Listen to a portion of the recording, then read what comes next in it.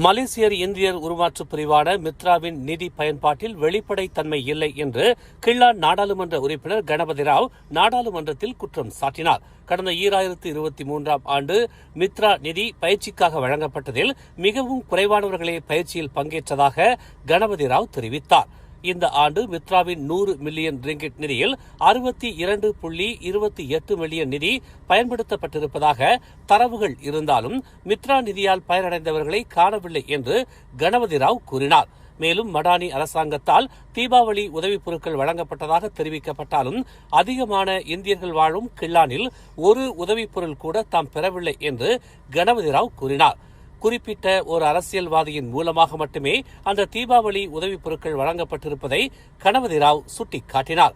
நாட்டில் உள்ள ஏழை இந்தியர்களின் குரல் புறக்கணிக்கப்படுவதாகவும் அவர்களின் கோரிக்கைகள் கடுமையாக விமர்சிக்கப்பட்டு கேலி செய்யப்படுவதாகவும் கணபதி ராவ் வருத்தம் தெரிவித்தார். Saya juga hanya tanya tadi yang bakul makanan ini, siapakah sebenarnya manfaat melalui rancangan sebegini?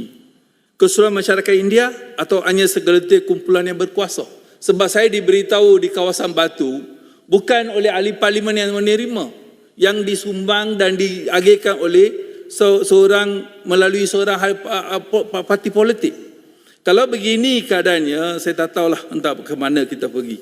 Setiap kali persoalan rasional sebegini dibangkit di Dewan Yang Mulia ini, suara masyarakat yang paling miskin di negara kita sering dicaci, tidak diendah dan dibuat bahan lawak pula. Adakah masyarakat India tidak berhak untuk menjaga maruah dan kebajikannya? மேலும் செய்திகளை தெரிந்து கொள்ள தமிழ் மலர் நாளிதழை பாருங்கள். உடனுக்குடன் செய்திகளை தெரிந்து கொள்ள தமிழ் மலர் இணையதளம், தமிழ் மலர் செயலி மற்றும் மலர் டிவி யூடியூப் சேனலை வலம் வாருங்கள். எங்களோடு இணைந்திருக்க மலர் டிவியை பதிவு செய்து கொள்ளுங்கள். உறவுகள் மகிழ்ந்திட விருப்பம் மற்றும் பகிர்வு சேவையை சொடுக்கிடுங்கள்.